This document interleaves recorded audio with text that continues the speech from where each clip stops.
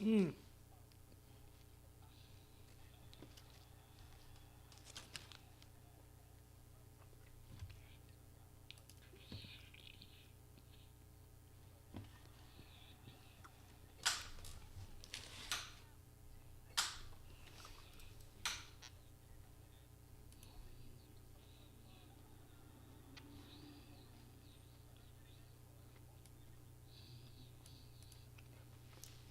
I'm doing good, Jay Bush. Good to see ya.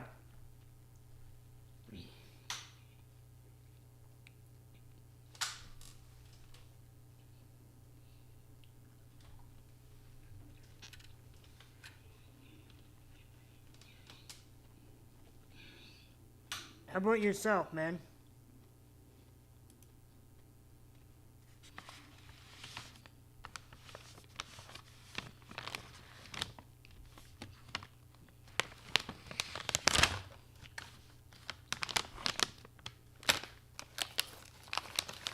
I went downstairs and I meant to get myself a Red Bull,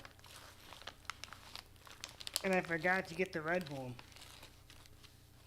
And my chair is running a little low on juice. It should be fine to go down there,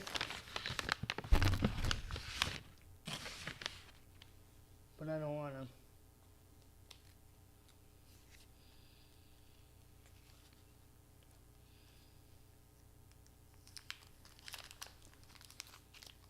I mean, I don't need a Red Bull either, but I could use one.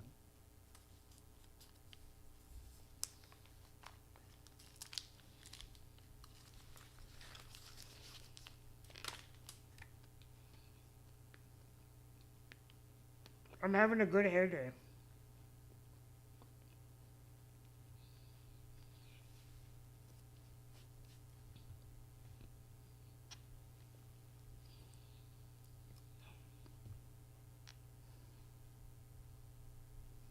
Right, Puffman?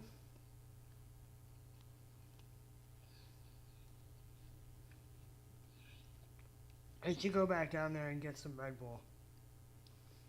It'll be annoying, but...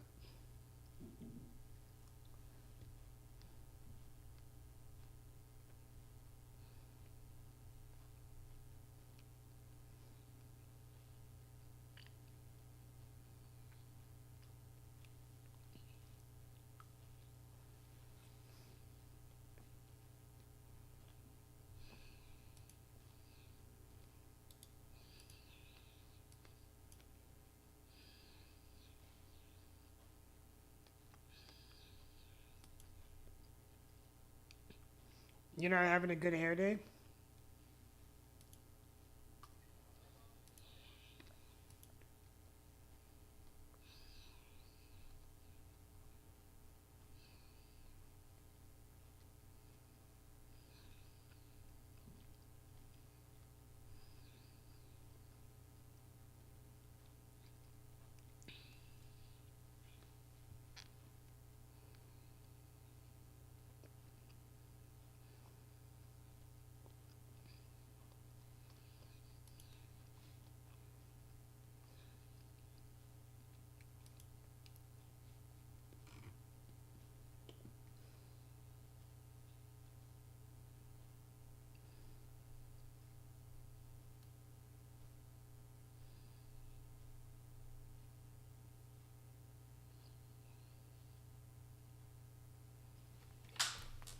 Do you just not have hair?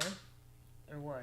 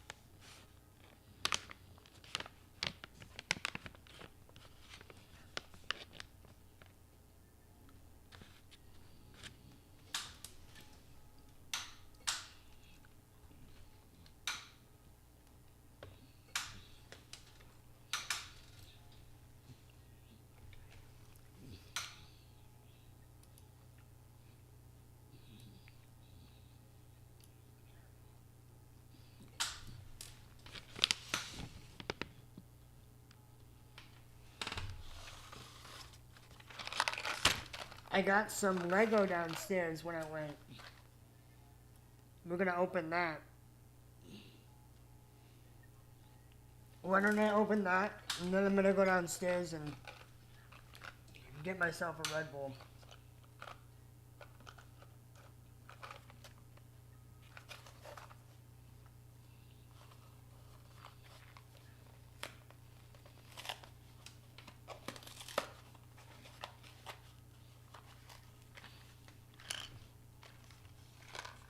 They don't put anything in a bag in this. It's just floating around in there. Oh no! Yeah, I just dumped half the pieces on the floor. It's the one guy I didn't want. No joke. Right.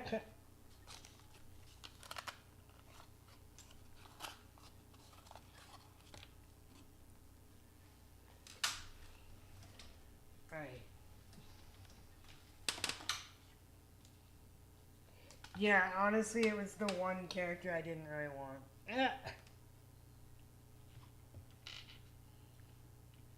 I was like, oh, I'll get this box. I never get the random Lego because they're always like, there's one of them that I want and 10 of them that I don't.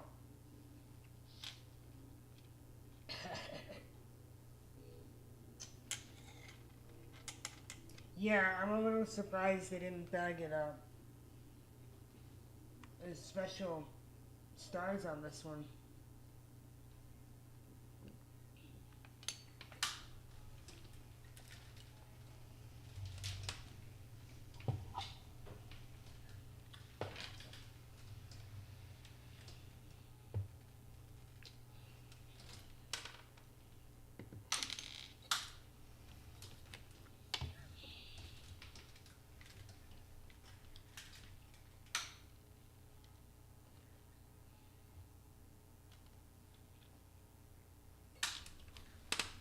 I don't know where the head went.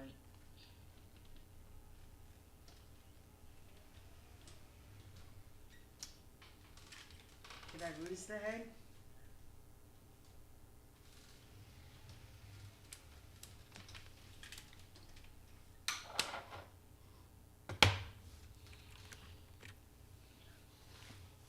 Well, that kind of sucks.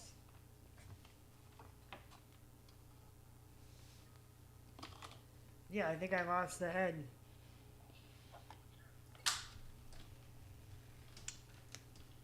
Hey, how you doing?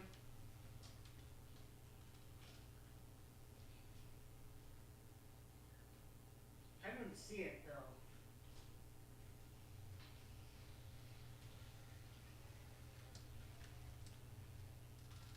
If I did lose it, I don't see where it went.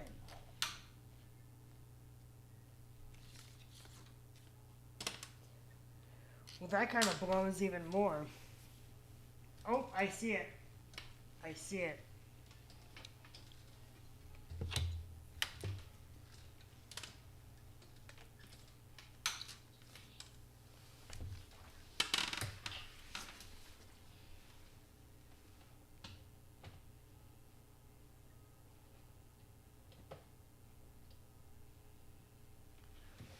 Nathan, there was Reachers on sale on Amazon. Also, I purchased a Mac Mini for editing finally.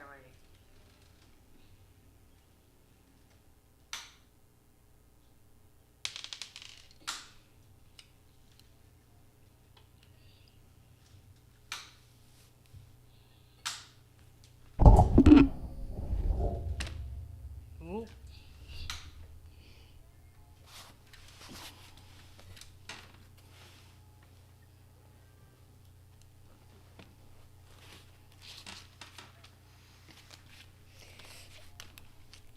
Okay. Let's build this little guy. Or gal. I think it's a gal. Or at least a guy who wears lipstick. Okay.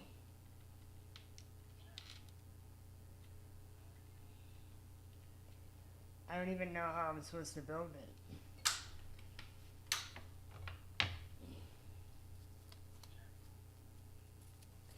Whoever's in here right now, we got 4 people it looks like. I think we got an extra person. We give away Lorcana on this channel. If you want to join us. Okay.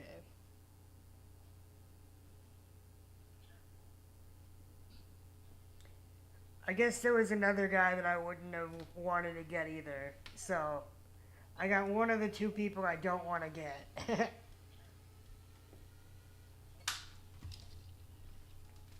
But I got a cute little penguin. I mean, that's worth something.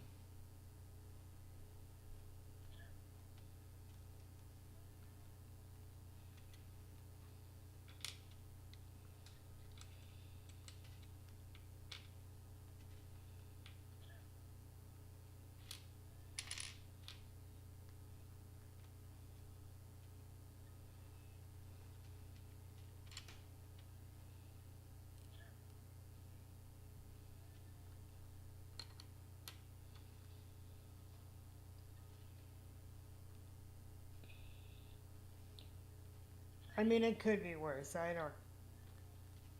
There's worse designs. I like this character.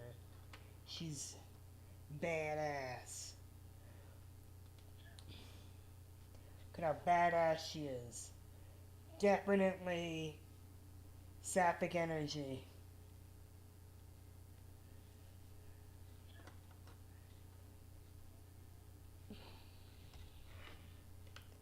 Okay, let's take her hair off. Oh.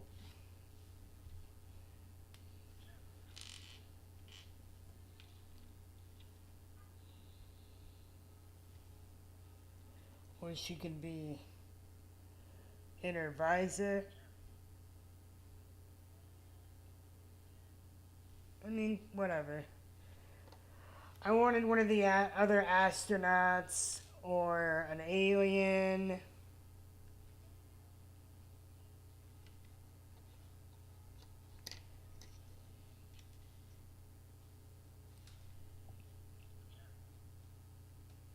Oh well.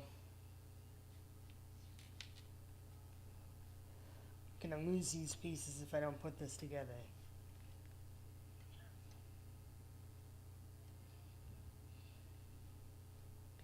Anybody want some free Lorcana? I see we got a viewer. If you want to come in, join us, say hi.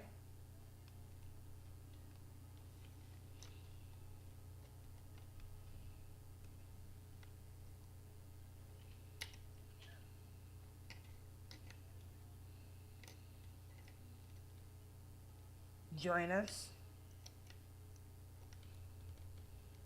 Say hi in the chat. You could win some free Lorcana. Alright. See, she's got a chainsaw. I'm glad they brought back this orange.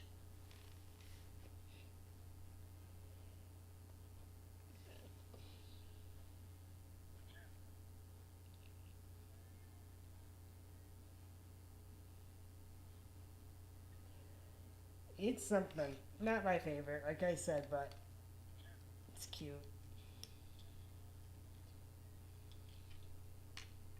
Like I said, I'm happy about the penguin.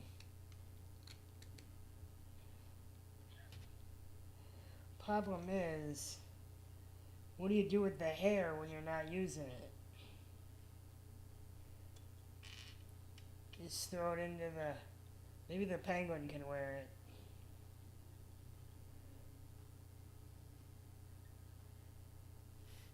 Penguin's wearing the hair.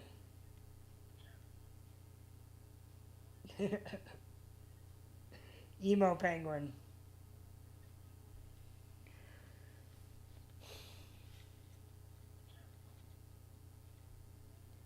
Alright.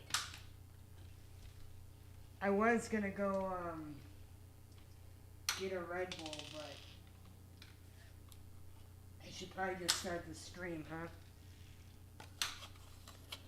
Yeah, I wanted an alien or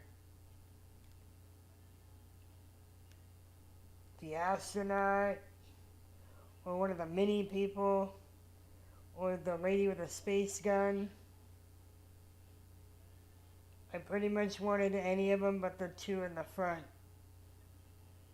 on the other side. Oh well.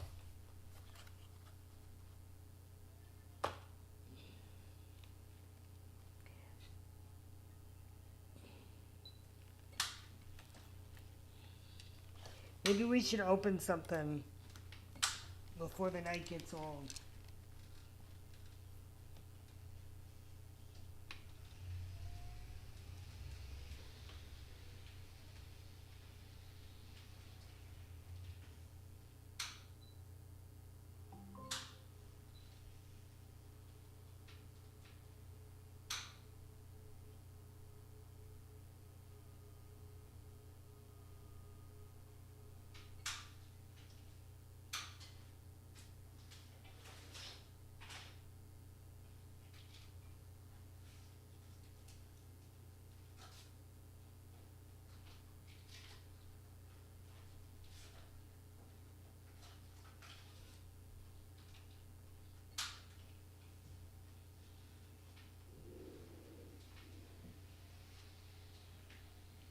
Hopefully Jess comes tonight, because we're opening her favorite pack type.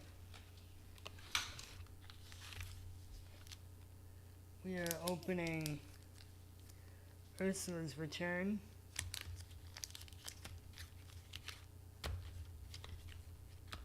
I got 2 Ariels tonight to open.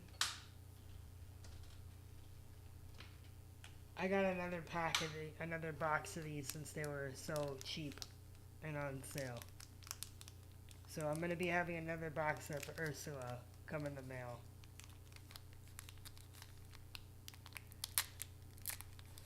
Because we only got 6 packs left. Because I opened those when we were on a trip. Because I actually thought Ursula was the latest set when I opened it. But it was not. It was the Shimmering Skies.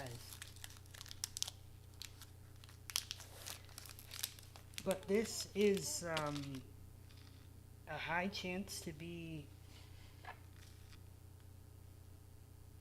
a 4-letter card. Thanks for the luck. Let's get this centered up. We've got Araya, Jetsam, Gus, Gleam, Pluto, Mickey Mouse,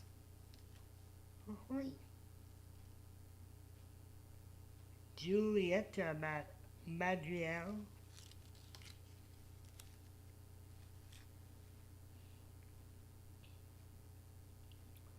we got the Magical Maid, we got Chifu, we got the Golden Harp, which I have I got that in foil already. We got Peppa Madrigal, and our foil is Beast. The good foil. Wounded Beast is a card that people want quite a bit. Yeah, that's a good pull.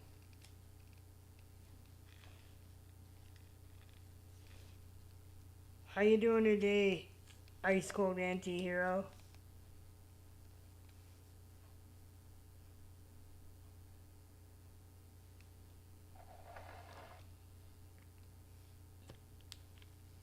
Eh. How was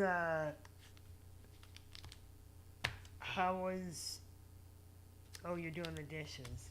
Why don't you get a A dishwasher.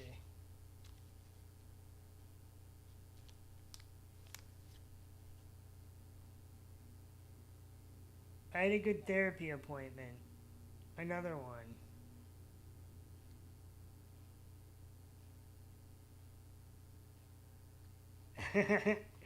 You passed out while I was streaming? Yeah, I played for like 6 hours.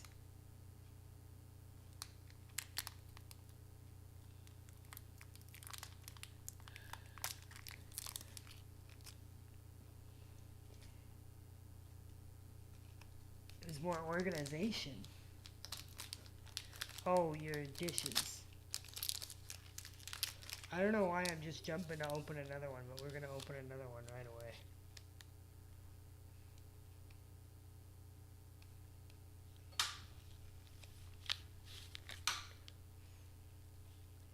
So, we've got a Raya.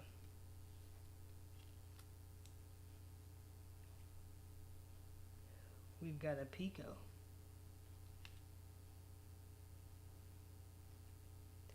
Got a Gunther.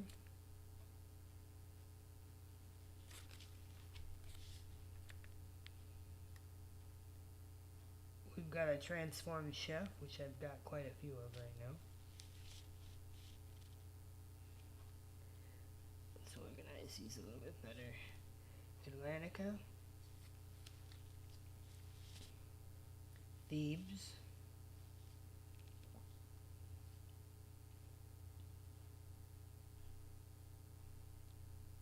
Gain 2 more anytime you banish a character while there. Flotsam and Jetsam. I've got this in foil. I think it was one of my first foils that I pulled. Megara. Also have her in foil. Happy to. Lost in the Woods. We gotta make sure we're getting these on camera.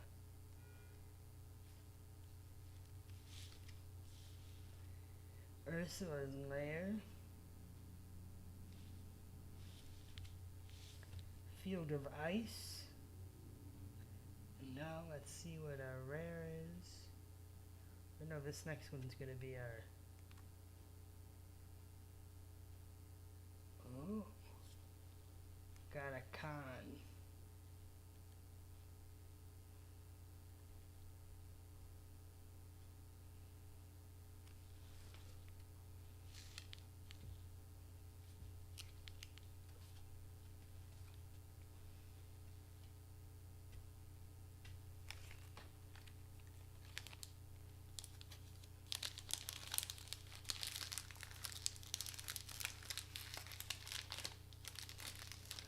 Alright. I think we're gonna just try to skip the Red Bull tonight. I want one, but I'm not gonna get one.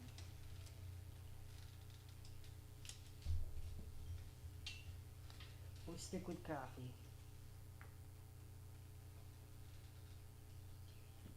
In fact, I'll turn the coffee on.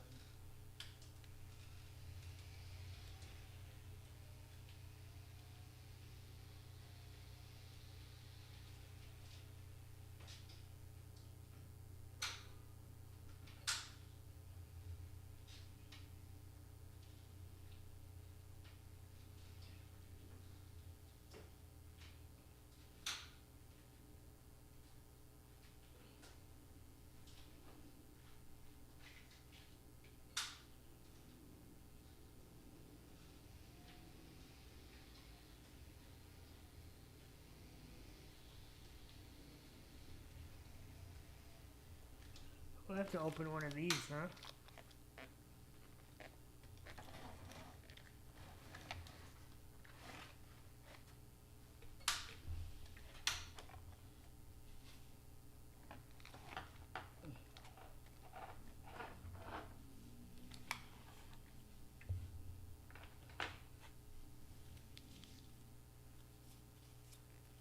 What do you guys think? Why don't we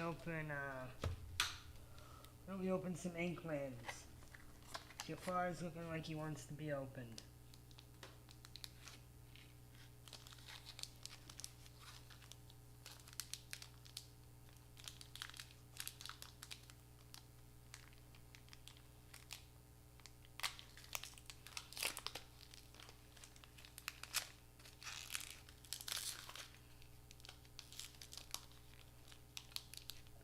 What do we got in here? This is going to be one of my first Inkland packs. We opened a couple last night. We got Nottingham. We got Stitch. It's another good one to have.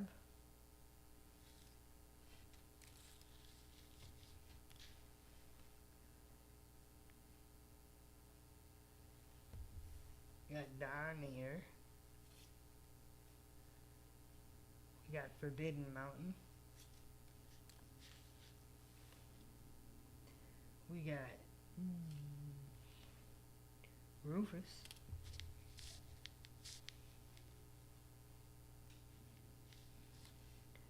We got Joshua Sweet. Not familiar with him.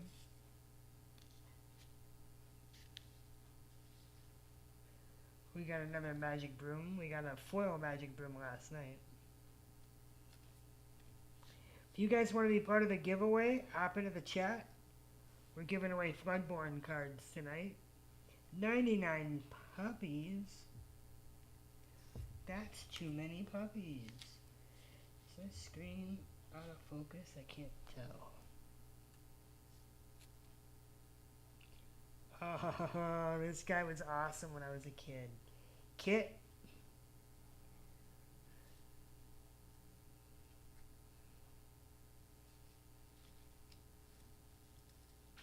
Mama Odie. It's a pretty card.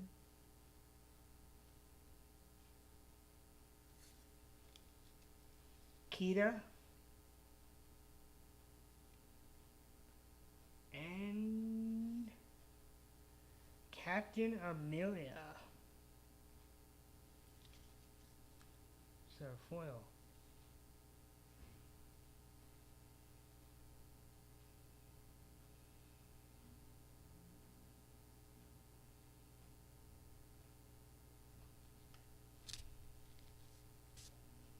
Yeah, Kita's a good card. I was just reading it.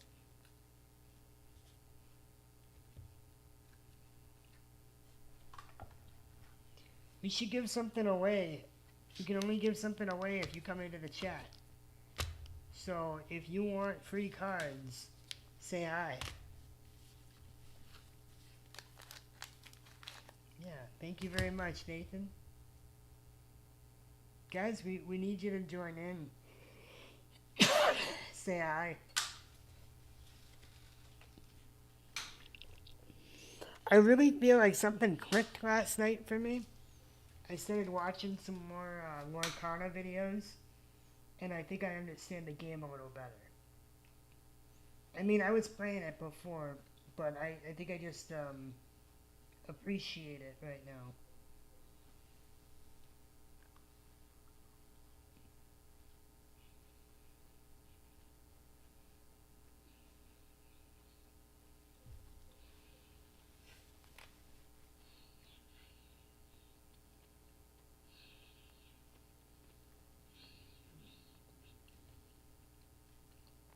I'm starting to recognize why and when certain cards are good.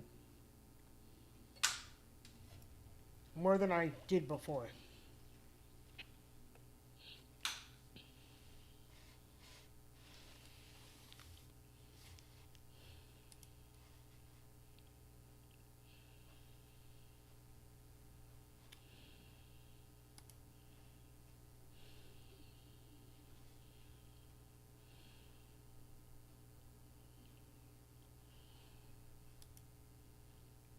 Hey, Spider Jess. How you doing? Did you hear me talking to you? Look at what I got right here.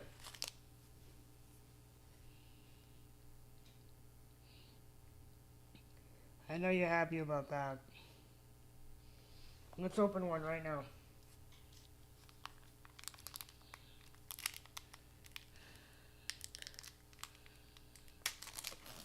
We got a Akita and a couple of foils. Enchanted Ariel. That's what we're going for, eh?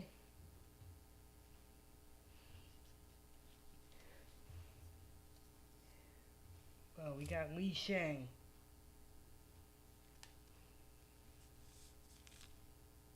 We got a Magic Broom. Yesterday we got a pretty Magic Broom. We got a Diablo. Seldom always seen. We got a Cogsworth. Ooh. We got a Mickey Mouse.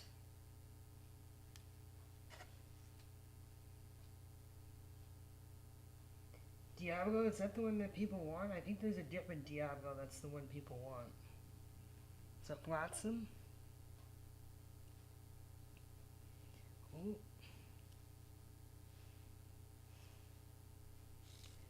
We got a Flotsam and a Panic. Probably giving it away, dropping these cards everywhere.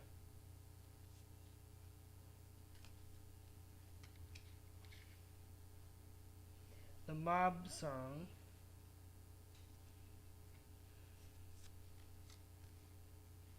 Goofy.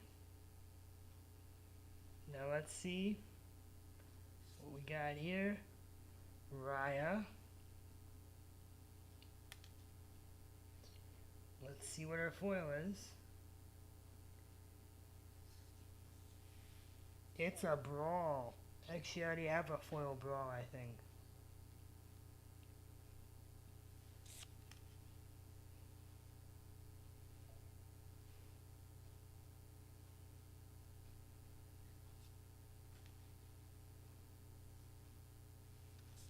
Good to see it. We love to see it. I just ordered the stuff that I'm going to use to send out cards, and it should be here tomorrow or the next day. So I will be sending out cards to everybody. I always intended to. But I thought I could figure out how to send them out on my own. And I ended up... Oh, why is this not working?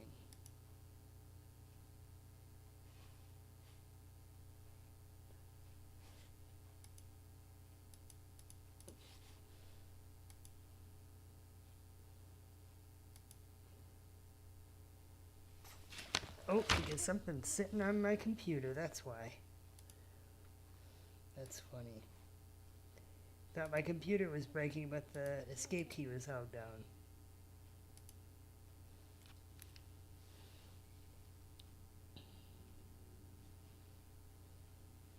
We already opened a bunch right out of the gate tonight, guys. Apparently we're going to open a ton tonight.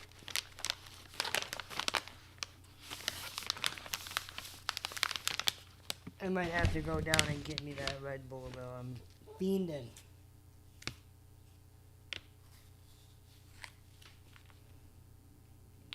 Nathan knows I've got a Red Bull addiction.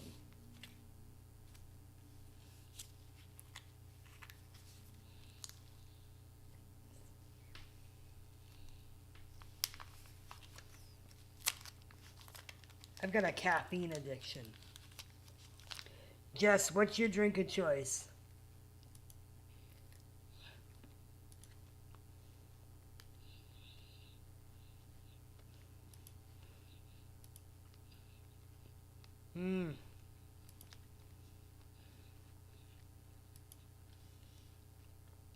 Jess is drinking Coke. Jay Bush, what do you drink?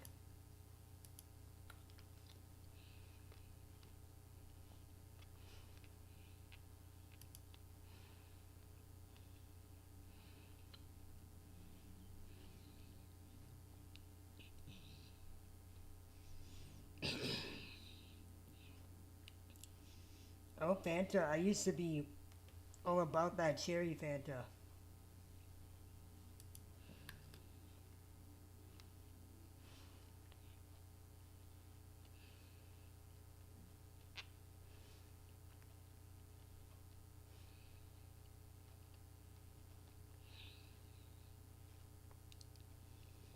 Monster Ultra Sunrise. Is that like a coffee drink?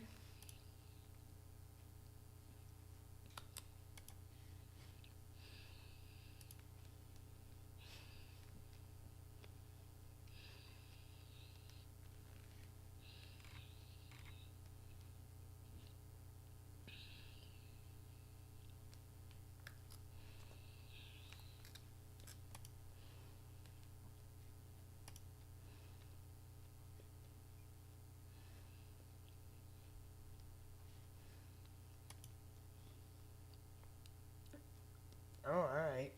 Sugar free. If it doesn't have the sugar in it, what's gonna kill you? Oh, I see. It would literally kill you.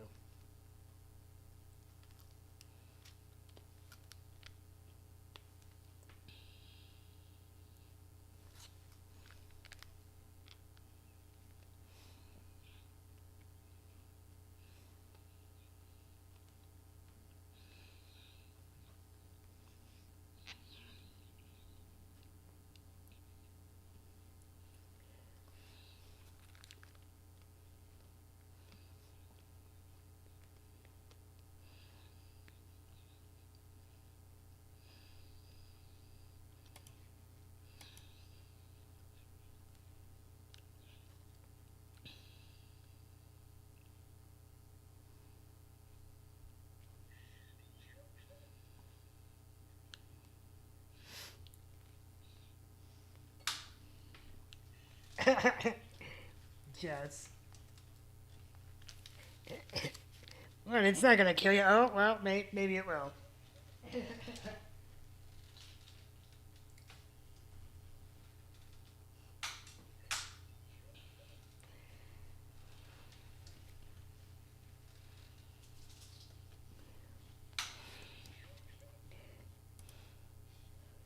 So what do we think? Oh, somebody was watching me for 25 minutes or 25 seconds and I didn't even notice on YouTube.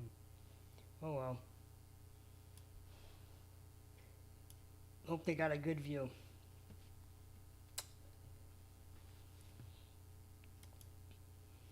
Alright, maybe I should put something on for you guys to watch.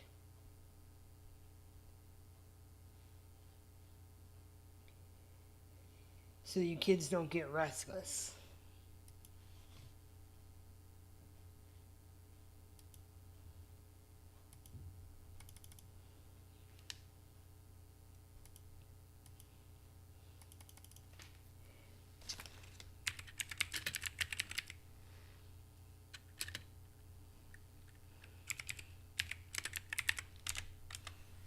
Alright, class.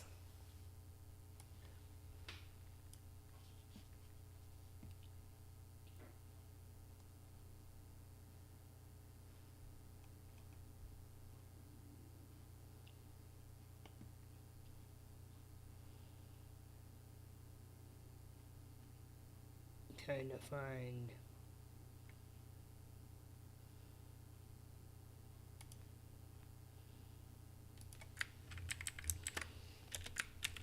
What's the new one called? Azure Skies?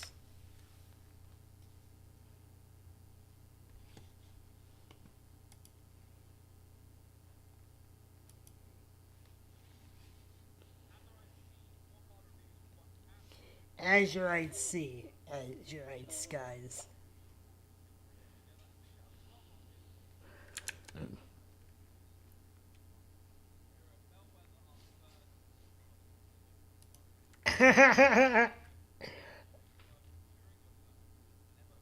Yeah, people say stuff like that to me about disability all the time.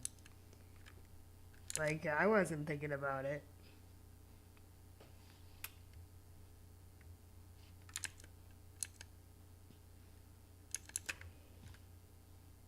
You didn't offend me, that's for darn sure.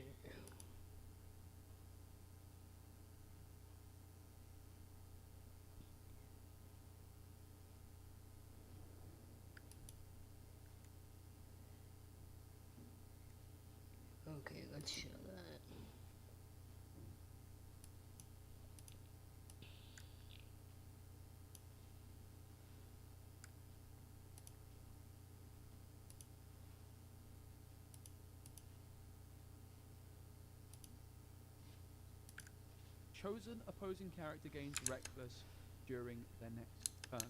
So whenever you ink with this on the board, you can give something Reckless. That is pretty good. So obviously It comes out November and then on turn 4, ink 25th. with something Reckless. Alternatively, you could be playing this in a Sapphire Emerald deck, and you could then be twice in a turn. Alright, class. And I think that is the Teacher will be right back. could pop off in a big way. We know from Lyle that giving characters Reckless is very, very powerful. And if you're inking a lot, that could be great. If you look at the Emerald Sapphire decks, doing the rounds recently, we do see a lot of cards, things like John Silver. I'm gonna put the TV on while I'm outside smoking a cigarette, class. The Emerald Sapphire deck really could do with a card like that and give Reckless multiple times over multiple turns.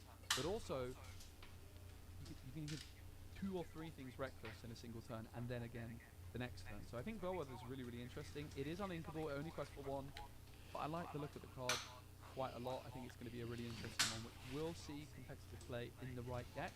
It's certainly not going to be a card you play in every Emerald deck, that's for sure. But I like the look of the card a lot, particularly in Emerald and Sapphire. So Bellwether gets a big thumbs up from me. Really excited for this card. It looks like a lot of fun. Next we have a Genie card. I've also got translation. It's a 4-cost uninkable, 2/4 stat line which press for 2. It's got evasive, and the ability on this Genie Wish Fulfilled is what happens now when you play this character, draw a card. So what happens now is you draw a card. Very comparable to Rabbit and comparable to Bruni from set 5, kind of like a middle ground between Rabbit and Bruni. Bruni hasn't seen any competitive play as of yet, even though it's a card I like the look of quite a bit. If anybody comes in while I'm downstairs, let them know we're giving Lorcana cards away when I get back. 2 extra strength, 2 extra raw power, but draws also when you play it. I think drawing when you play it is better than when banished, for sure. You just get that extra card a little bit sooner. And also there is the potential still to bounce Genie back and replay it to draw another card. Obviously not going to be as good as bouncing a Rabbit. But the thing is with a Rabbit is great. It can just feel very slow in some decks. Some decks you really want to be a lot more speedy, and the Rabbit can really slow you down as an uninkable card. And the Genie is very speedy. Draws your card, can deal with Diablo, can deal with a couple of Diablos, can quest for 2, it can sing lots of good songs. I think it's a really, really good card, and I think it's absolutely going to see competitive play in the right deck. Can you play Genie and Rabbit together? Probably not. Maybe you could play like 4 Rabbits and 1 Genie, for example. I don't think that's too much of a stretch to imagine a world where that might happen. But I like the card quite a bit. I think it's a good option to ramp into as well. So maybe for a Sapphire Amethyst deck, it would be really nice to see a few more of these decks which are close to being good, like Sapphire Amethyst become a little bit better. And I definitely think this is the kind of card which could make that deck a bit better. You go Tipo or 1 jump on 2, and then this one's pretty speedy. So I'm interested in this card. I like it quite a bit. Speaking of cards I like quite a bit in Sapphire Amethyst, we've got Hades, a 6-cost uninkable, also a rare, 3/4 stat line, which quests for 3. And the ability of Hades, ruler of the underworld, is Soul Collector. Whenever one of your other characters is banished during the opponent's turn, gain 2 lore. So that's not going to work when you banish cards in your own turn. So Magic Broom and Chernobogs aren't going to be giving your Hades a bunch of extra lore. So what that does mean is if your opponent be prepared your board, if you have 2 cards down on the board and a Hades, you're going to gain 4 lore from that be prepared. It doesn't count itself Hades, but it does count those other characters. So I think this has a lot of potential in decks which don't have maybe that little bit of control of, protecting yourself from board clears with things like Pete, things like Ursula, discard. So decks like Amethyst Sapphire, decks like maybe even Amethyst Ruby could make use of such a card. It quests for 3 itself. It does get banished by Madame Medusa, which I know people in the comments are going to write. So there you go, you don't have to say it anymore. I've said it for you. But I think the card's very good. I like the look of it quite a lot. I definitely think you want to get this down a little bit before turn 6. So again, Sapphire Amethyst seems to be a good option for this Hades card, which I like the look of a lot. If it sticks around and quests for 3, I think you're really, really happy. Having said that, if it quests, it's probably going to be banished and then your other characters. So it's definitely, it might not be as good as it looks, but I think in the right deck, it's got a lot of potential. We've got a Butler now. I don't have the translation for this one, but it has Ward and it quests for 2. The 4 cost in Emerald, 3/3 quest for 2. If you compare it to something like Grammatala in Sapphire, same stat line, this quest for 1 more, but instead of drawing you a card, it has Ward. Ward is definitely not something to smirk at. There's also not many characters in the game which have more than 2 strength and Ward. I think Ariel is one of the very few in Sapphire, so this card is very good against the legendary Sisu, because it cannot be ice blocked thanks to its Ward, and it quests for 2. So I think this card is not bad by any stretch of the imagination. It's certainly not spectacular. I can see a world where this card creeps into a deck. It's certainly not amazing, but it's definitely not bad either. Bit of a weird one. Simba. So far, I've been pretty positive about most of the cards, but the next few cards, I'm not going to be very positive about. This card is absolutely awful. Now, it's possible we get another Simba Shift target. Sorry, another Simba Floodborn. We got our first Simba Floodborn in Shimmering Skies, which is in Steel. Mufasa's son, or son of Mufasa, which when played can banish items or locations. It's a 6 cost, but it shifts for, I believe, 4. But I don't really think you're going to play this regardless. This has the same stat line as Ursula Vanessa, 1/4 questing for 1 without an ability, whereas Ursula Vanessa is Singer 4. That is just a huge downside compared to Ursula Vanessa, and it's just a really poor card. Lovely artwork though, really awesome artwork, but I don't see a world where this sees play ever. And next we have Prince Naveen.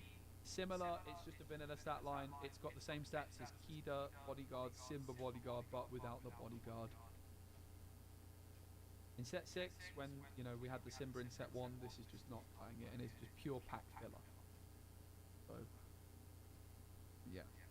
Cards like this make me a little bit sad. I guess it's kind of necessary to just have things to pack, pad out the packs, but this is just so unplayable. Chief Bogo up next, Gazelle Fan, another one we need a translation on. It's a 4-cost Inkable, the 4/4 stat line that quests for 1. And this ability is You Like Gazelle Too. Why you have a character named Gazelle in play, this character gains Singer 6. I think there's only 1 Gazelle at the moment, which is from Shimmering Skies. It's a 3-cost in Amber with Singer 5 that can quest for 2. Not a bad card by any stretch, but isn't seeing play in the Song decks currently. Is Chief Bogo going to change that? Absolutely not. I will say having these kinds of cards maybe could be interesting in a Sing Together deck, but we haven't really seen any more Sing Together songs. Oh my goodness, it's an Easter egg. I only just noticed that. Look, it is the Gazelle card I was just talking about. In the background, that is the Gazelle card. That is really cool. That's a first. A Gazelle poster in the Chief Bogo card. Very, very cool. Thematically, from a competitive point of view, it is not good whatsoever, I fear. It's a bit of a bummer. Never mind. It is what it is. My thing seems to have broken. Here we go. And next we've got I don't think Dawson is the English name, but Dawson, Assistant of Basil, 4-cost Inkable, 3/4 stat line quest for 2. Again, vanilla stat line. Some vanilla stat line cards are good. I don't think this is really one of them. You've got cards like Ulf, for example, which are 4/3, can't sing. So this has the upside compared to Ulf that it can sing. 3/4 stat line is definitely not terrible, but I think there's better 4-cost cards. I'm sure you can agree. Next we have Helping Hand. This is one I do like. I think I'm interested in this card. So it's a 1-cost uninkable action. So as soon as you see a 1-cost inkable action, if it doesn't say the word draw on it, the card is probably unplayable. But this card does say draw. So it's important to remember that Sapphire has an abundance of other 1-cost actions which can draw you cards. You've got Develop Your Brain, which looks for the top 2. One goes into hand, one goes onto the bottom. And Develop Your Brain isn't technically drawing you a card, it's adding a card to hand. So Helping Hand is, for example, triggering your opponent's Diablo. It's also getting you 1 law if you're playing Jafar in Sapphire Amethyst, which I doubt you're doing, but maybe one day.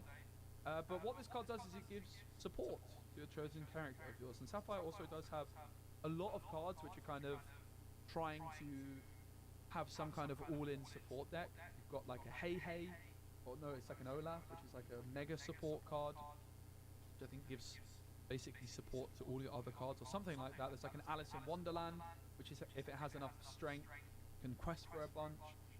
There's also like the Great Illuminary, which support cards gain some extra stats there. Most of those cards are pretty lackluster, but maybe there just isn't enough support for them. But Helping Hand just in general, even outside of that all-in support deck, is a card which interests me. I think support is a pretty powerful keyword. A lot of the time, the problem with support is cards which have the support word written on them have lackluster stats elsewhere because of that. Because support is an inherently pretty powerful keyword. So being able to give any card of your choice support, I actually think is pretty good. Like imagine you just give your Flaversham support with this. You have 1 ink, you give your Flaversham support, and your Flaversham quests draws you a couple of cards.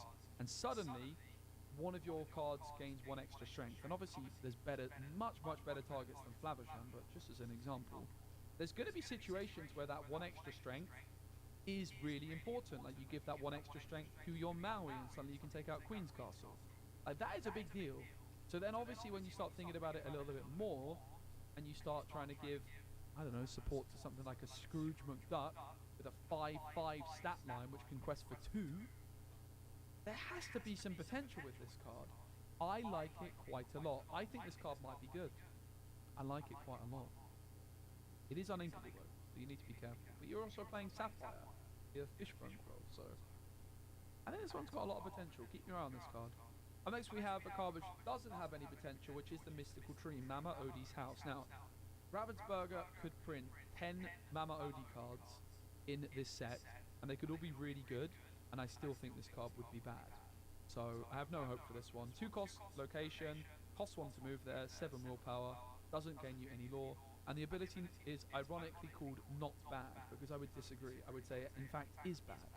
At the start of your turn, you may move 1 damage counter from chosen character here to chosen opposing character. So moving 1 damage counter, not exactly spectacular, but not only that, you need to have a damage character at the Mystical Tree at the start of your turn. Like, that is so many different variables you need. You need the Mystical Tree to be on the board. Firstly, you need to put Mystical Tree in your deck, which why are you doing that?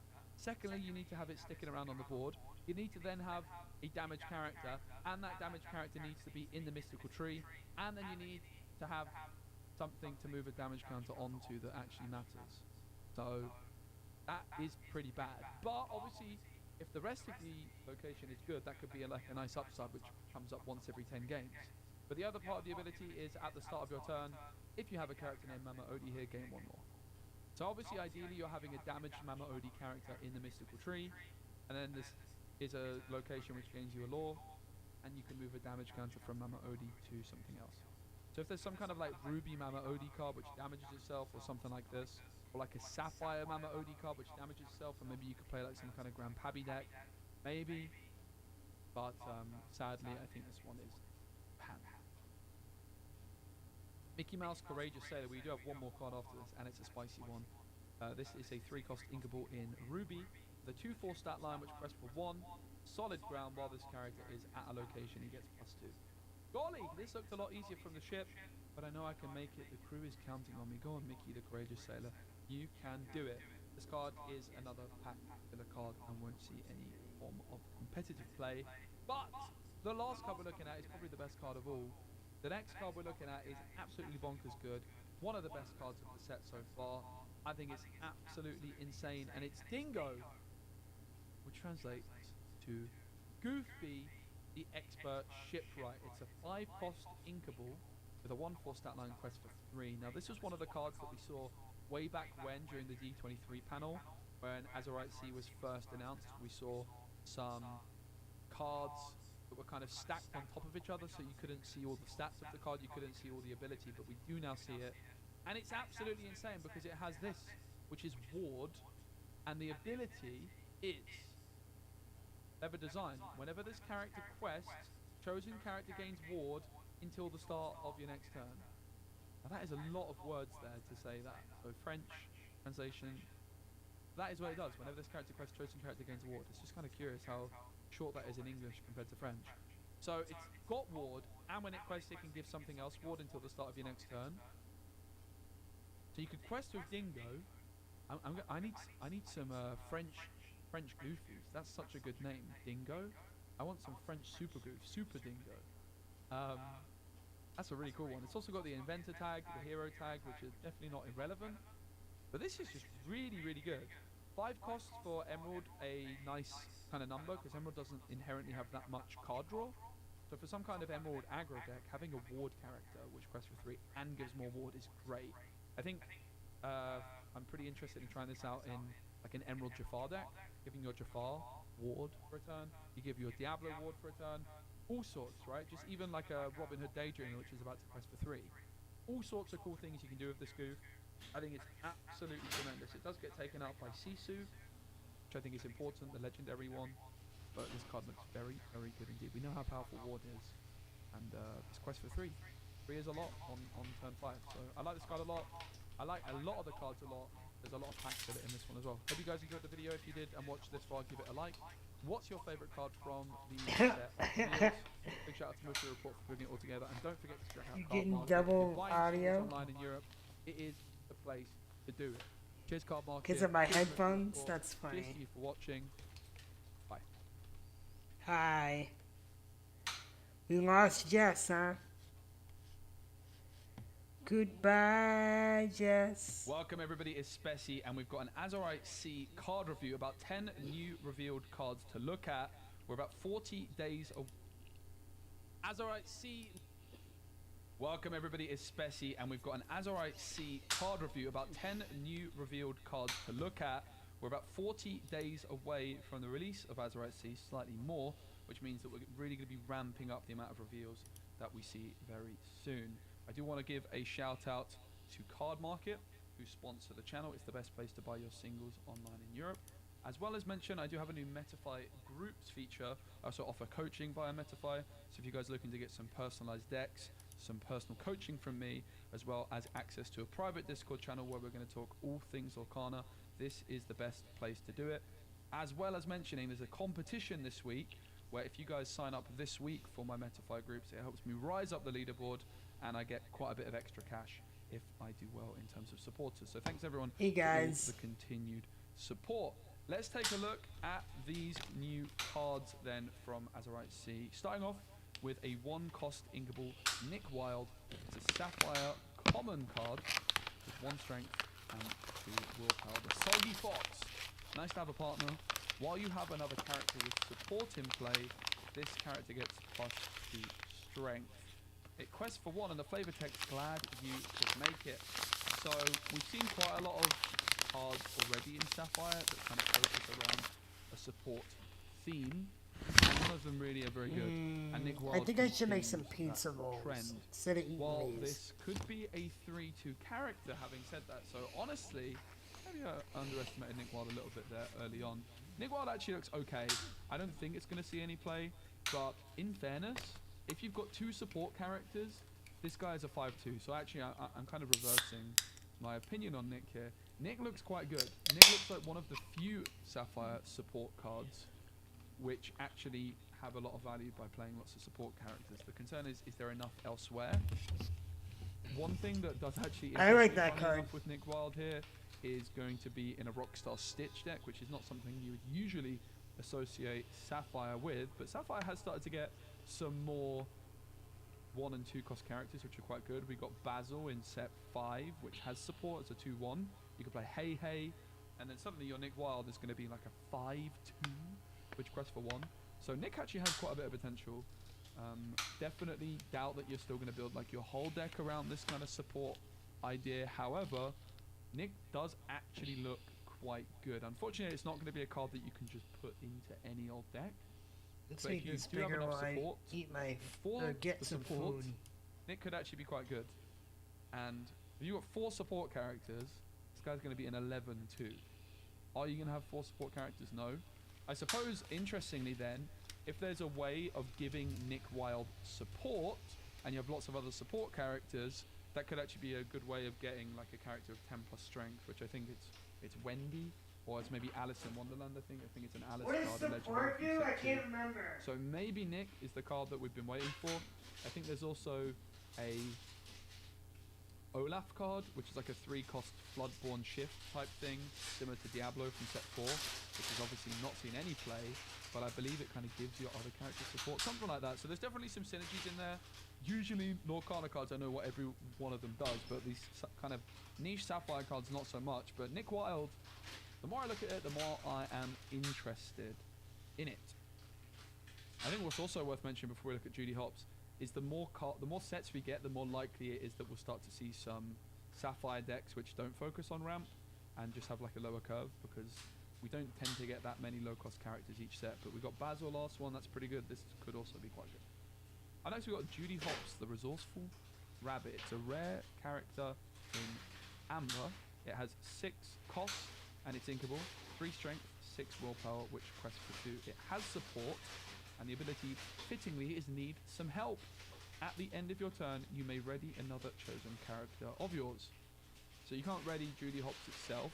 What's interesting about Judy Hopps is the turn you play them, you're getting instant value. I always quite like cards in Disney Lorcana when you play them and they do something immediately.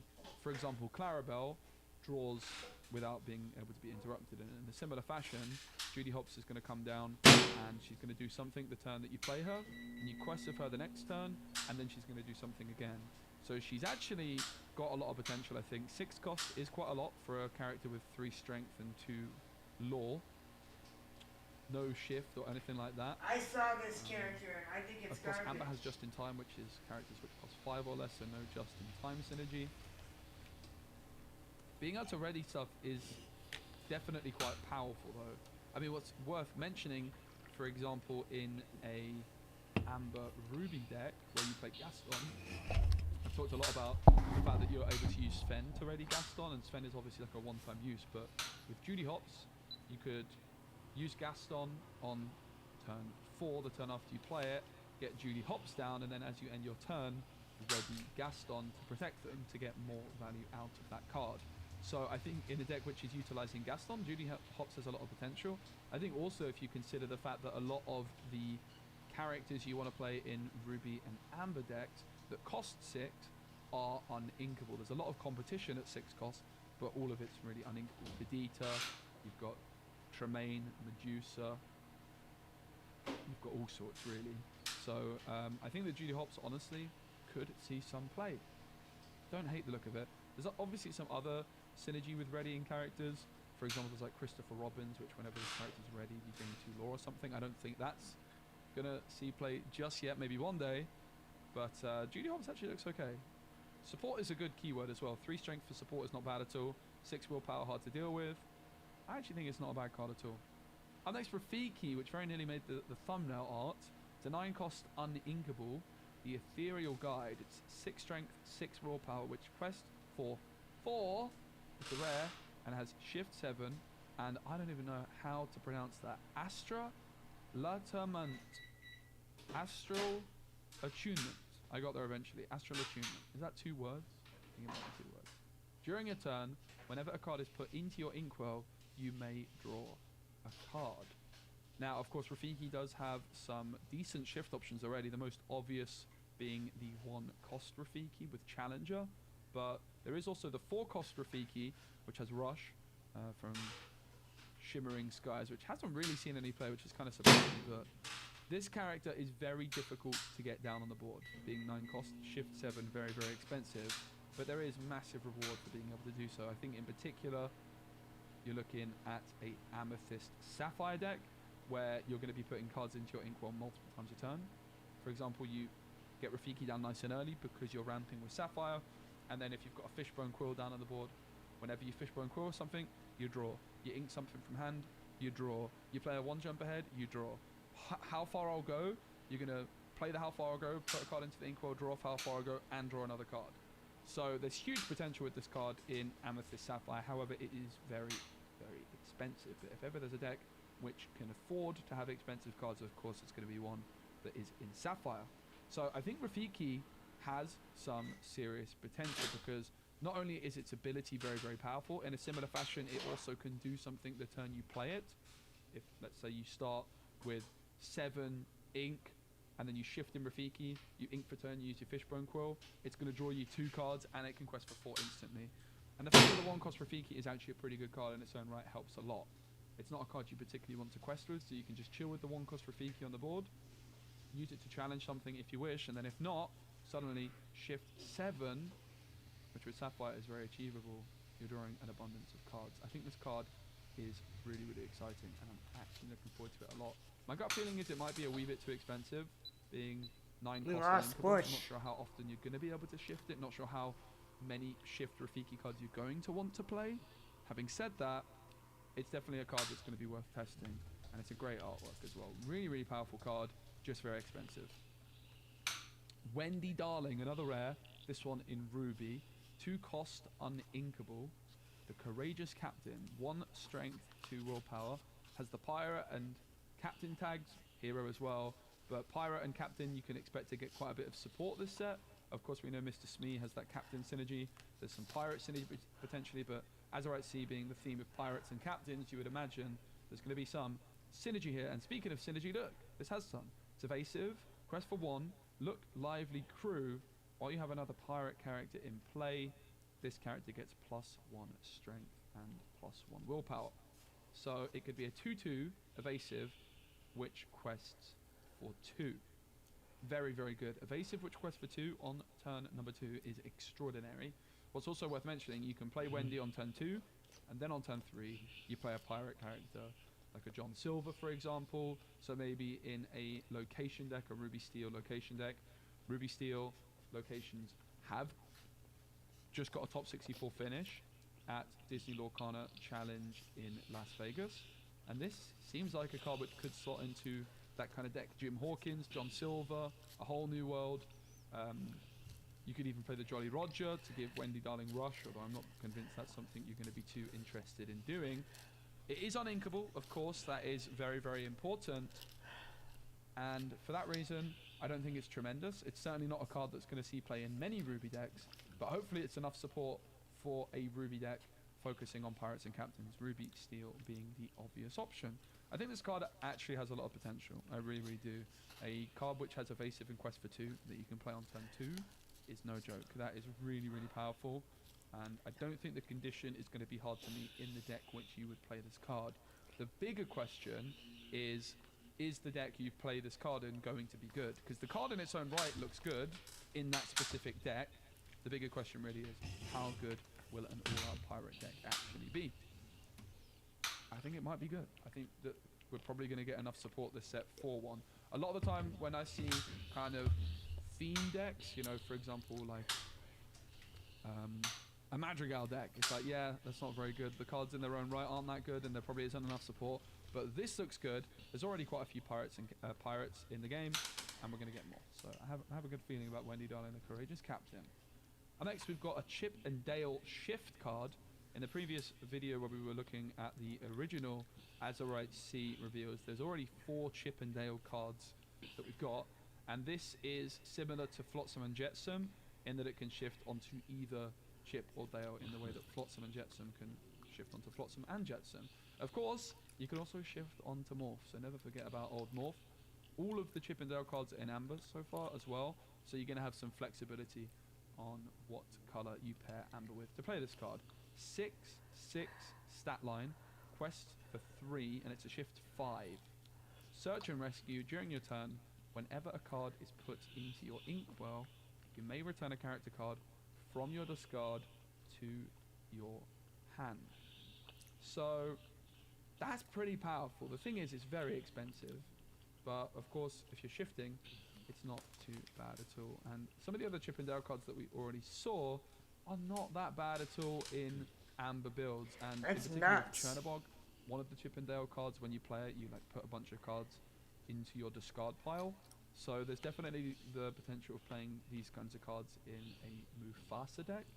Of course, if you're playing Morph as well, if you're playing Emerald, then a Emerald Mufasa build could be an interesting option as well. And it's not like you have to play it with Mufasa. It's just generally we tend to see these kinds of cards go down that route with things like Gaston, maybe the Judy Hops, those kind of things. Because Gaston's also going to help you actually pay this 8 cost. I mean, the other thing to consider in a Mufasa build is there's so much competition for uninkable expensive cards.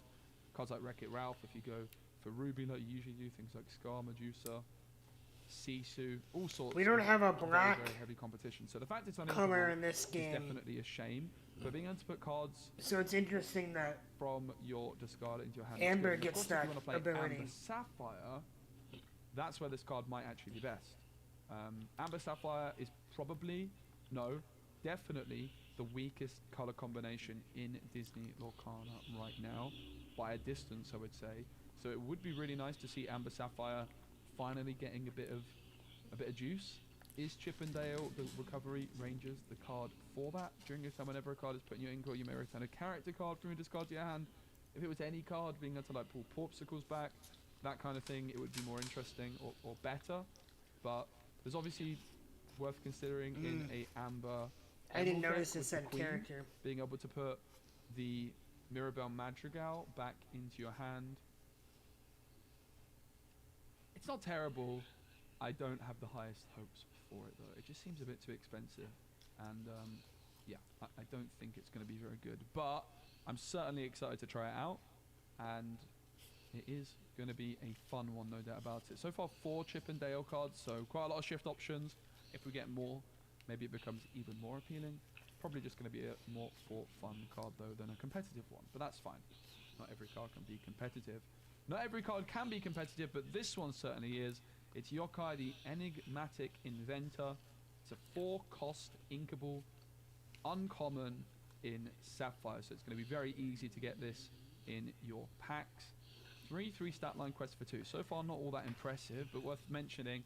4-cost characters in Sapphire are going to be really combining well with Tipo, and combining well as well with One Jump Ahead, because you can play it on turn 3. Whenever this character quests, you may return one of your items to your hand to pay 2 ink less for the next item you play this turn. What? That is a very powerful ability. Time to upgrade indeed. It's also got the Inventor tag. Inventors are kind of the other main tag, which seems to be getting a lot of support with Azerite Sea Inventor Captain Pirate. This card's very, very good. Now, I actually spoke to Jan Moy and Kawa from the Podkana podcast about this when I saw them a few days ago. And Jan doesn't think this card is going to be good enough to see play in Ruby Sapphire, because you have things like Grammar Tala, which, you know, and obviously the Ruby Sapphire decks just have to have so much top end that it's going to be quite difficult to fit this in. I argue it might make the cut, but who knows. If you were to add it in, I don't think you would replace Grammar Tala, rather you would probably play it alongside Grammar Tala, have a lower curve overall, but have more card draw options. However, in a deck like Sapphire Steel, that is where this card is going to absolutely shine, I think. Tipo 1 jump, perhaps, as your options on turn 2. Get Yokai down on turn 3, and then pop the Porpsicle for free, quest, put the Porpsicle back in your hand, and then play it again for free, or just pay 1 ink for a Fishbone Quill. That, I think, is the best curve, right? So you go Tipo or 1 jump on turn 2, Yokai on turn 3. Obviously, you'd need a Porpsicle on turn 1 as well. Pop the Porpsicle, quest of Yokai, put the Porpsicle back into your hand, play a Fishbone Quill for 1 ink, play the Porpsicle again as well. Jobs are good, and you're starting to draw a bunch of cards. You're ramping, and then I like go that. for the whole new world or something like that down the line, and then you're just in a really good position. So I think Yokai is really, really good support for Sapphire Steel, which I think is great, because I think Sapphire Steel did fall off a little bit, certainly in terms of popularity, with the release of Shimmering Skies, although it did just get a top 8 finish in Vegas. It's definitely an underrated deck, but this does seem like a card which is going to fit best in Sapphire Steel and looks very, very good. Having said that, I also think that this is the kind of card which would help enable a deck like Amber Sapphire perhaps to perform a little bit better, as it's quite a low curve card. So I would say the Sapphire decks which have a slightly lower curve. Interestingly, Amethyst Sapphire hasn't played any items just yet. I don't think Yokai will change that necessarily, although it might. I mean, it's kind of mind-blowing to not play Flavisham in a Sapphire deck, but the Sapphire Amethyst decks that are seeing competitive play haven't been doing that. Is this maybe enough to tip that in the other direction? I'm not sure. This card just looks very good. We know how good Tipo is. It quests for 2. I think that's like the other really important thing to mention. It's got the same stat line as Parla, but it quests for 1 extra, which is a really big deal. It quests for twice as much, right? I think this card's very, very, very, very good. One of the best cards we've had revealed so far, and you can certainly expect it to see a lot of competitive play. Up next, we have a racer. None of the racers have really done too well in set 4. This one is the Adora Beazle Winter Pop. What a name. The Ice Rocket Racer. It's a common Ruby card, which costs 3, and it is inkable. 1/5 stat line, which quests for 1. When this character has damage, she gets +1 lore. So this card just doesn't seem great, does it? It'll take more than a knock. It will take more than that to knock me out of the race. Getting damage is not exactly an easy condition to meet. Like, how are you going to get damage on Adora, Bizzle, Winterpop? Are you going to challenge something with her to then get like a damage on it? But yeah, it just doesn't look very good, does it? 1/5, which can quest for 2 if it's a 1/4. Would you really care about a 1/4 card, which could quest for 2? Not really. You know, like the vanilla Mickey Mouse from set 1 is a 3/3 which quests for 2. So like a 1/4 which quests for 2, a conditional 1/4 that quests for 2 is really not impressive in the slightest. I think this card is really, really bad. Really, really bad is actually a little bit harsh, but it's just not good at all. Obviously you could use like Teeth and Ambitions on it, but then you're using like, it's just not worth the setup, right? Like if this character gets its maximum value, it's fine, slightly below average, and then when it doesn't have the condition, it's just very, very poor. So I don't think there's a world where this card is ever seeing any play. It is a hero.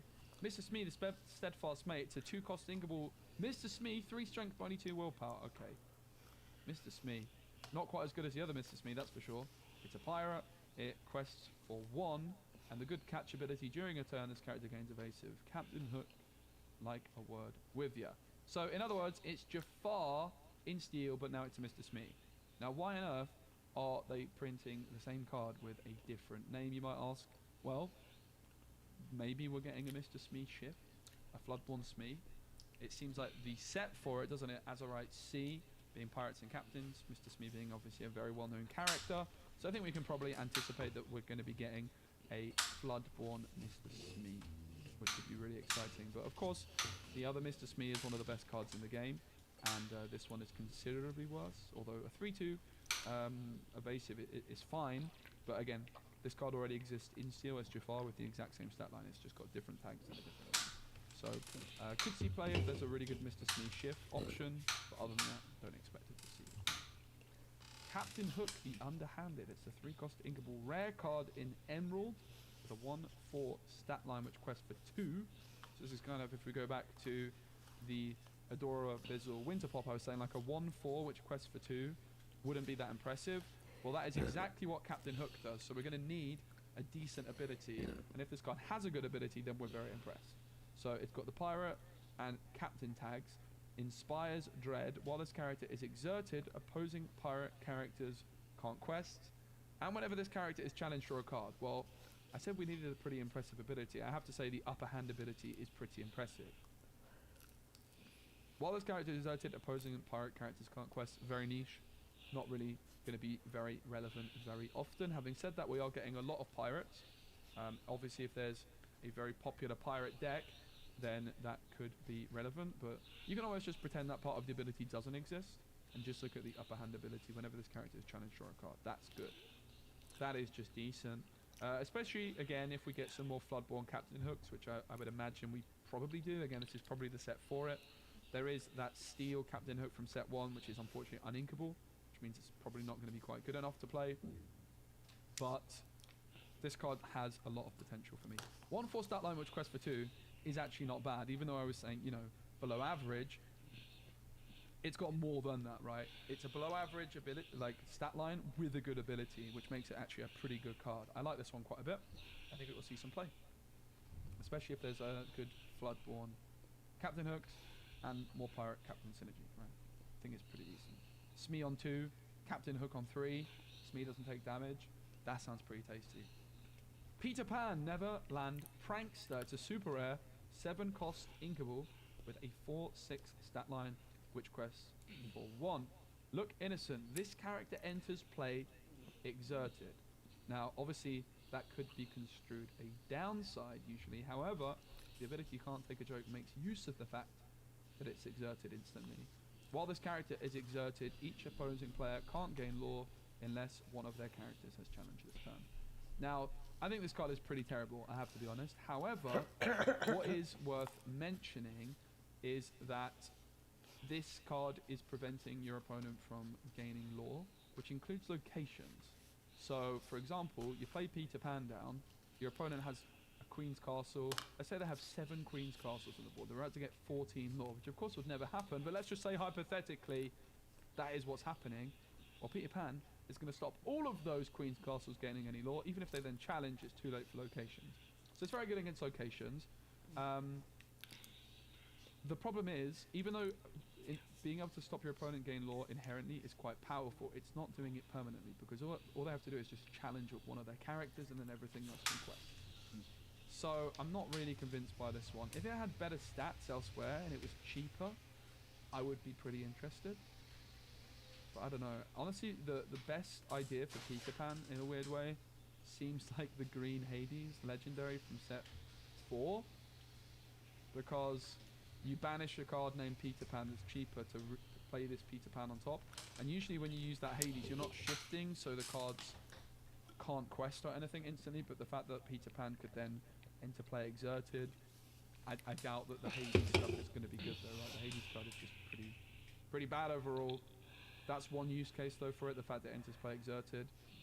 If you can get it down quickly, maybe in like an Amber Emerald deck or a Emerald Sapphire deck, there's potential.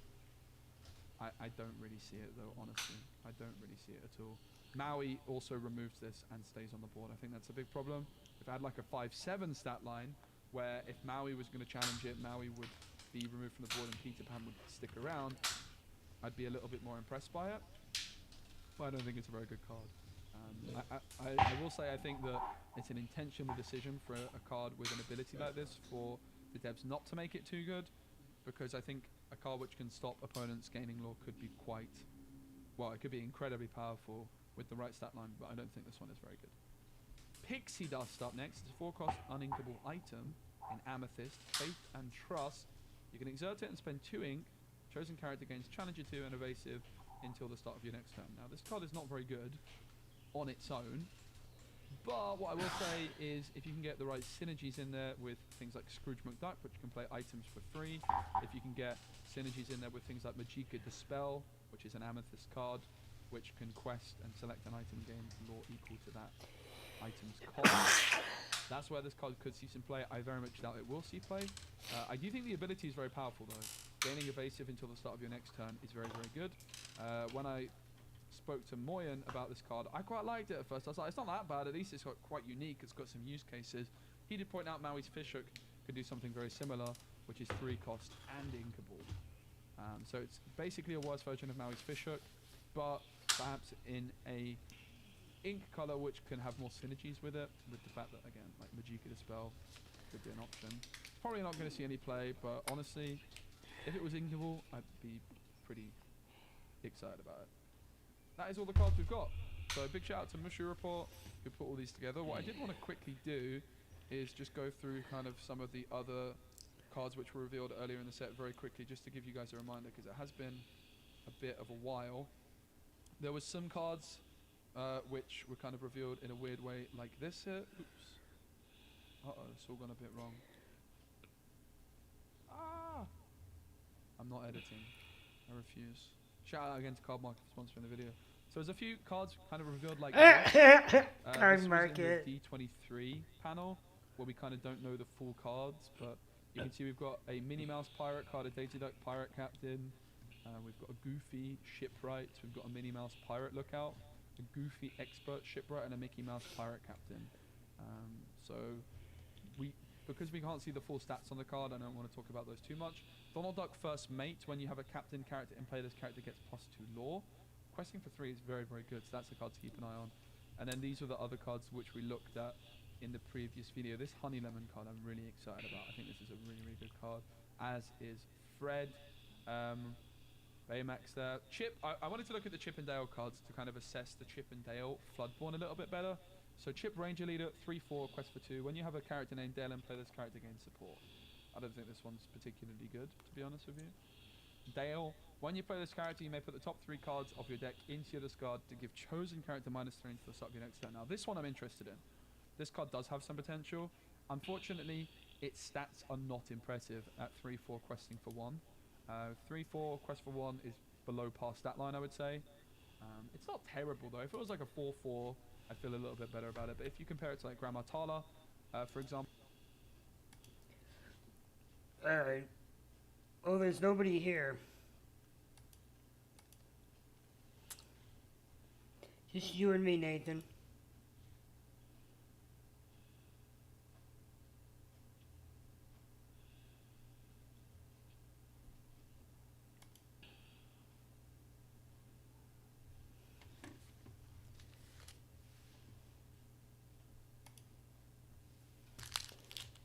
So, I think I can open one more Ursula and then jump back into Minecraft, I think. Maybe an Ursula and I'll open up Floodborn for myself.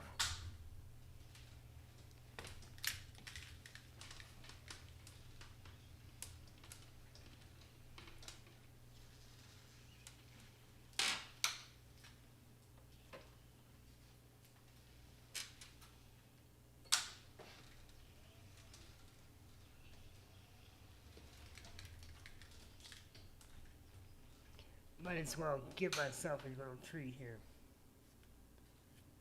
Since we're not giving any away tonight.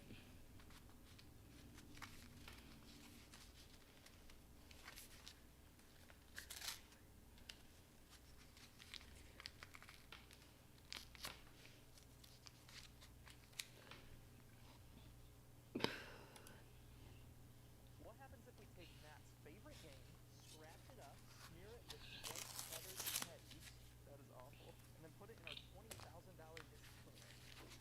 Deep start.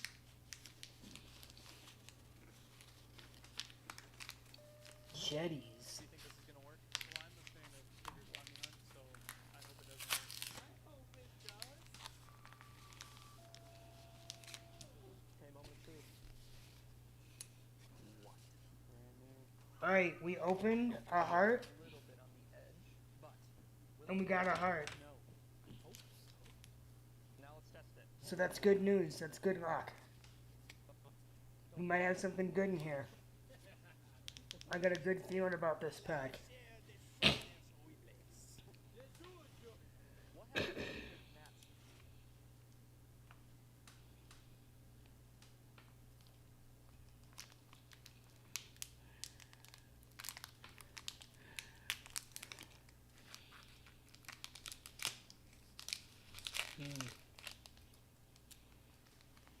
I smell an enchanted.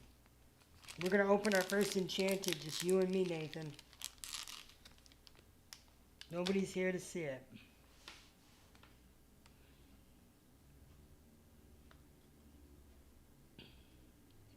So we've got Baloo.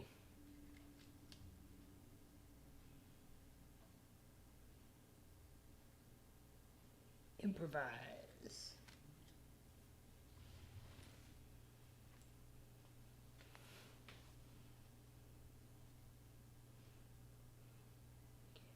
The knock.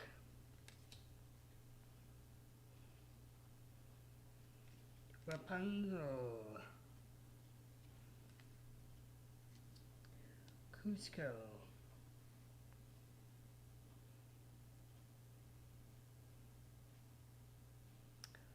And the Cinderella.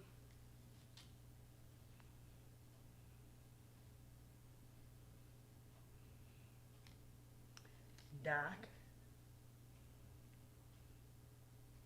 Madam Mim Snake.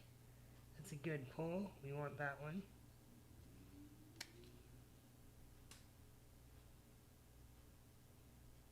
Queen of Hearts and a Queen of Hearts pack. That's a good deal. I'm happy about that.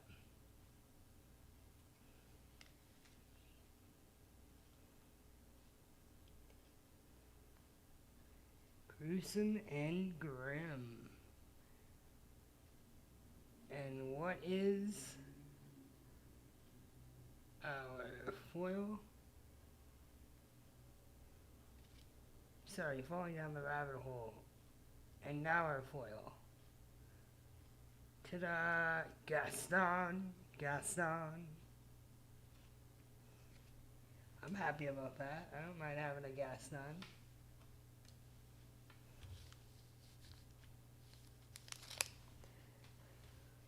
Alright, we're gonna open this Ursula's before we head out, or before we move on to Minecraft.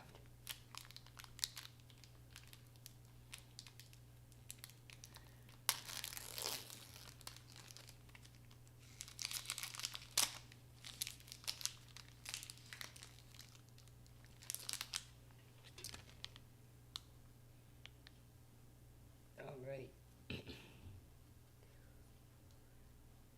We got Hercules.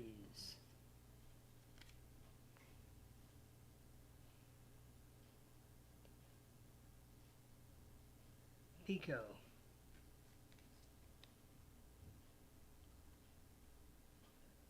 Megara. Bali. Daisy Duck. Another beast.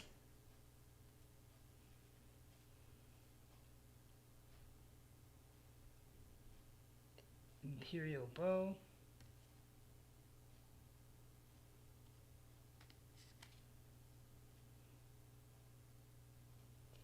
Dig a little deeper. It's a good card.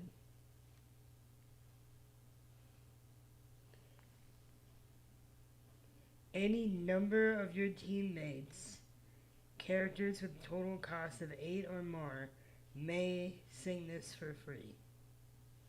Look at the top 7 cards of your deck, put 2 in your hand, and put the rest on the bottom of your deck in any order. That's a good card. We got Bruno Madrigal. We got Look at This Family. And now Be King. Undisputed.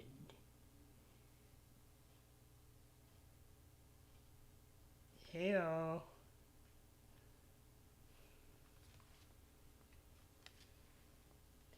Alright guys, just a small pack opening tonight. We are opening packs all week. All month. Free Lorcana cards for anybody who joins.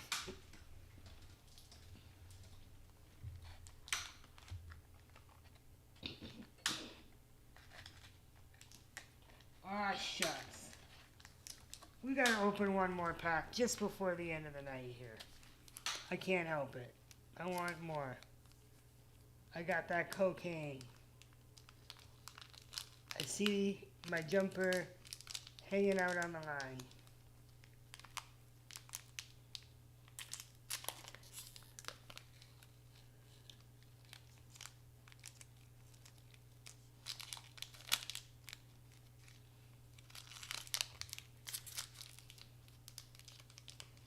All right.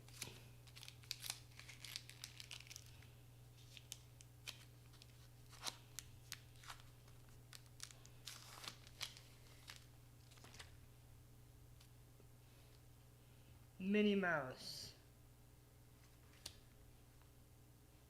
Agrabah.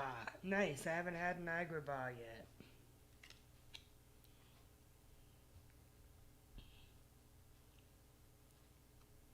Don Carnegie.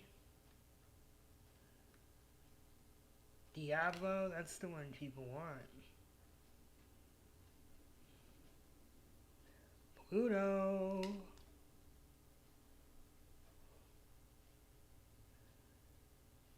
Orville.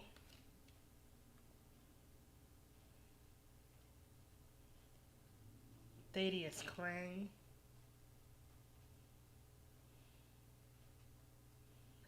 I've Got a Dream.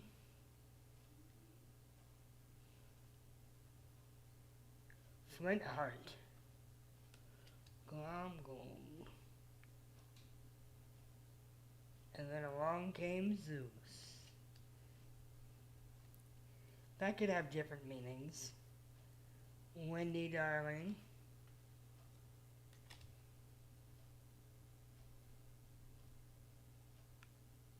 And Helga Sinclair.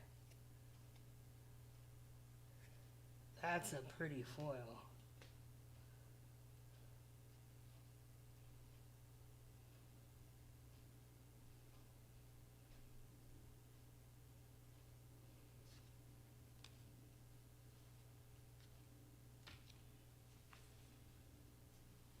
Never seen that one before.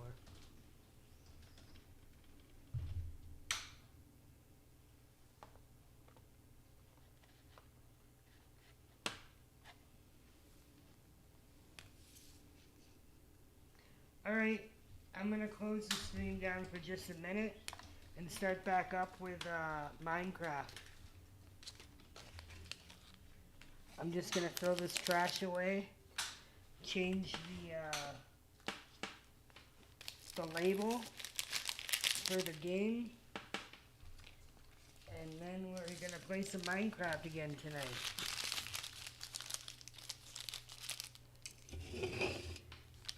I'm sure Jess is gonna be in here just before we switch over. Hopefully she wants to hang out and watch us play some Minecraft a little bit.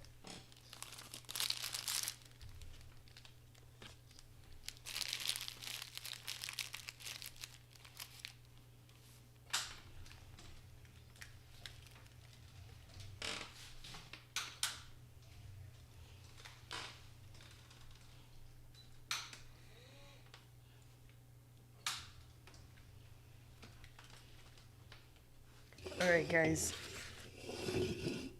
Nathan, thanks for tuning in.